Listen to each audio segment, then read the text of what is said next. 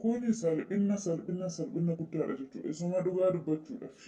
Dooktarii ishee yaalu wali abbaan dhirsaa osoo mana keessa jiru dubartiin kuni nama kana waliin osoo amaaggattu kan qabamte jechuudha. Amma booda eenyutu amanaman jedhe bara. Barsiisaan hin hafne, qoraaliyoon hin hafne, dooktoriin hin hafne, namni kuun hin hafne. Zabanyaan hin hafne wayii carraa dhiirota keenyaa fi shamarran keenyaa bichaanii hedduutu akka nama gaddisiisa. Osoo ajjeese illee ana garaa nan nyaattu jechuudha. Osoo ajjeese iyyuu. Ashama harka fuune hordoftoota koo bakka jirtetti nageenya waaqayyoo isiniif haa wayyattu. Warroonni chaanaala kana faaraa taate subscribe gochuun gara maatii kutti dabalamu. Warroonni maatii goos taatanii na hordofatan guddaa galatoomuu isiniin jala. Har'a viidiyoo baay'ee nama gaddisiisanis walitti deebine jechuudha. Viidiyoo lama qabadee dhufee jira. Kanaaf turtiin keessan hanga dhumaatti na waliin haa ta'u isiniin jechuun jaalladha jechuudha. Egaa akkuma jalqaba irratti isiniif himuudhaaf yaale dhugaa viidiyoon kun kofalchiiselleedha. Na gaddisiiselleedha jechuudha. Maal si kofalchiisan jechuu dandeessani. Egaa dhiirotni keenyallee rakkoo isaan bira jiru osoo hin sirreeffatin dubartootatti harka qabanii namni nuti jijjiirama jedhu malee maaliif akka namni itti jijjiiramu maaliif akka dubartiin takka itti jijjiiramtu ofii isaaniitii ofiin ilaalan jechuudha. Namichi kuni haadha manaa isaa egaa namni jireenya jaalalaan iyyuu waliin eegalee dhumarratti garuu gara jibbaa jijjiirama yeroo wayiitiin booda jechuudha. Erga haadha manaa isaa waliin jiraachuu eegalee ilmoo walirraa argatanii ilmoon isaanii waaqayyoon hin ayyamne karaa rabbii jalaa deebi'e jechuudha. Erga ilmoon isaa jala boqottee booda jaalalli inni isheedhaaf qabu isaan lachuu walitti jijjiiramaa dhufanii jechuudha. Irra deebanii daa'ima argachuudhaaf illee baay'een sodaadhee dubbate namichi kun jechuudha. Kan duraan jala boqottee jirti. Lammaffaa irratti nan sodaadhee kan duraan waan na jalaa duuteef amma booda daa'imti argadhus na jalaa duutii jedhe jechuudha. Kanaaf namichi kun furmaata maal godhisiitanii namni gaafa waan tokko yoo rakkate biyyaansi dura yoo ta'u iyyuu baate yoo rakkate yoo miidhame miidhaa tokko keessa yoo gale yookiin rakkina tokko keessa yoo gale kan duraa caalaa uumaa isaatitti deebi'ee rabbii isaa kadhata. Akka amantaa isaatitti jechuudha. Rabbii isaa kadhata jechuudha. Kan namaaf kennu daa'ima rabbii kan namarraa fudhatullee rabbiidha jechuudha. Ilaalchi nuti yeroo tokko tokko ofii keenyaaf qabnu baay'ee tokko na gaddisiise jechuudha. Maaliif akka waan harka ofiitiin kan duraa argate lammaffaa irratti immoo akka waan harka isaatiin fidee harka isaatiin jalaa kuftee yookiin jalaa boqotteetitti kan inni ilaale jechuudha. Sodaan inni lammaffaa qabu arillaan kanaa mitiiti namni ilmoo meeqa dhabeetu inuma argata jechuudha. Inuma argata jechuudha. Wanti hundiyyuu kaafidhaaf eeyyama waaqayyoo malee wanti ta'u tokkollee hin jiru. Egaa namni kun karaa amantaa isaa deemee osoo rabbii isaa kadhachuu osoo qabu inni immoo dhugaatii deemee jechuudha. Dhugaatii deemee hin dhugaa. Achi ni gala haadha manaa isaa ni jeeqa gizeedhaan gara manaa hin galu ilaalchi inni isheedhaaf qabus addaa jechuudha. Sana booda dubartiin kun itti jijjiiramaa dhufte.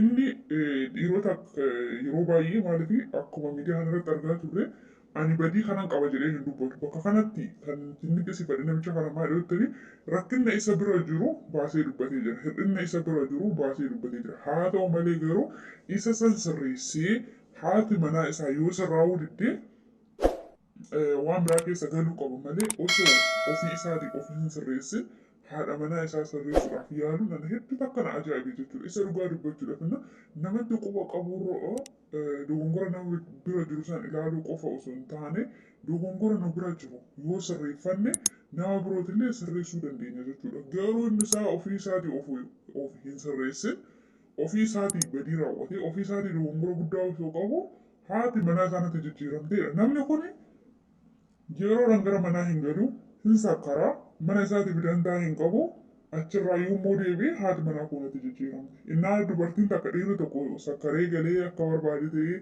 sa'aatii barbaade galee ishee jeeqee mashee mushurruu jettee isa raffistu jechuudha. Mushurruu jettee isa baattu jechuudha. Himatti jijjiiramte kuni dhugaa jiruudha jechuudha. Dubartoonni keenyallee badii hin qabdi dubartiin kun badiis hin qabdi badiis hin qabdu jechuudha.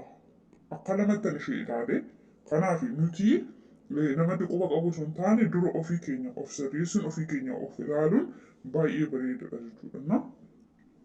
Kanaadha dhumarratti namittiin kun Doktara ishee yaaluun jechuudha. Doktara ishee waliin yaalu ishee waliin ishee yaalu waliin jechuudha.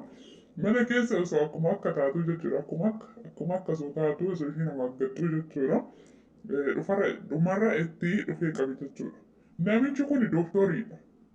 Doktoriidha jechuudha. Isuma dhugaa waan ajaa'iba keessa jechuudha. Nama biroo sun ta'ee hin dubbadhu jechuudha. Na abbaan mucaa kanaa mana keessa oolu manguddoodha. Nama guddaadha jechuudha. Guyyaa tokko inni beetakiristaana deemee yommuu inni galu isheen nama kana waliin osoo akka taatu jechuudha. Akka osuma taatu abbaan manaa ishee yookiin abbaan dhirsaa itti dhufe jechuudha. Namichi kun doktoriidha. Doktorii kana fuutee dubartiin kun algaa jala seensiste jechuudha. Waan baay'ee takka garaa nama nyaatu barreessuma dhugaa. Namni akkamitti doktorii tokko algaa jala godha.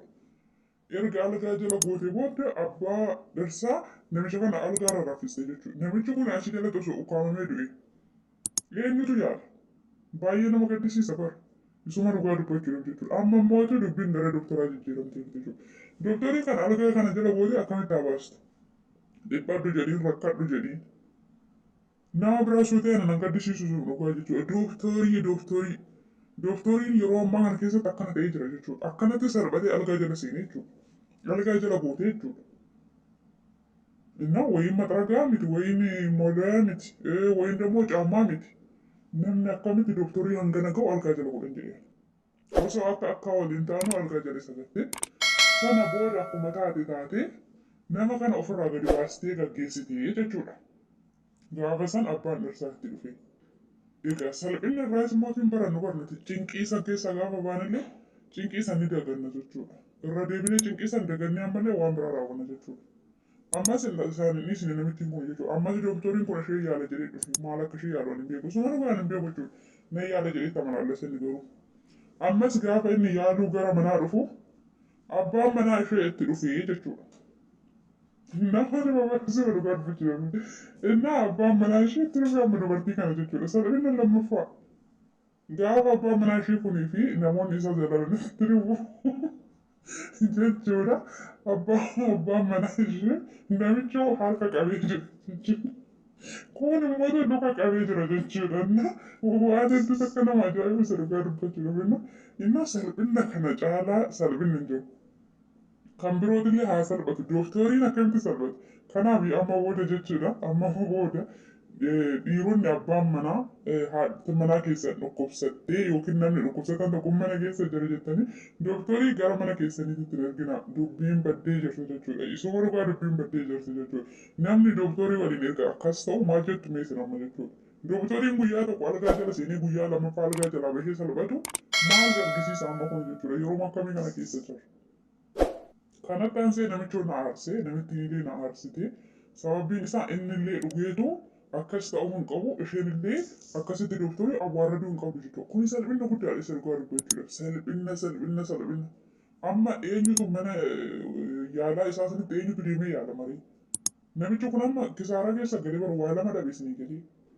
Wayiin jaartii abbaa manaa osoo jaartii abbaa manaa qabdu osoo ishee akka godhu qabame. Amma eenyutu hojumayyuu dhabe kan amma bar jireenya akkanatti walitti tanaan jechuudha. Eenyutu isa yaalchisa amma warri safara sanii bakka biraa deema jechuudha. Namoota illee idaa ta'e amma namichi kun jiru ba'aa ta'e bakka faayidaan qabu nama booda jechuudha.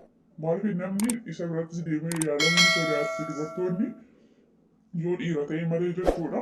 Warroonni safara sanii maceefni dhagaan jechuudha. Doktoriin akkas tamalallasuun akkas ta'ee jiran jechuudha. Inni amma kisaaraa galuun akkasittidha. Innaa rabbi lubbuun nuuf haa kennu hunduma keenya jechuudha. Isa wargaanu wanti na qofalchise yoo jiraatani kun luka qabee kun mataa qabu isaati jechuudha. Wanti biraa wanti nama hojjise tokko illee hin jiru jechuudha. Isuma dhugaa dubbachuudha.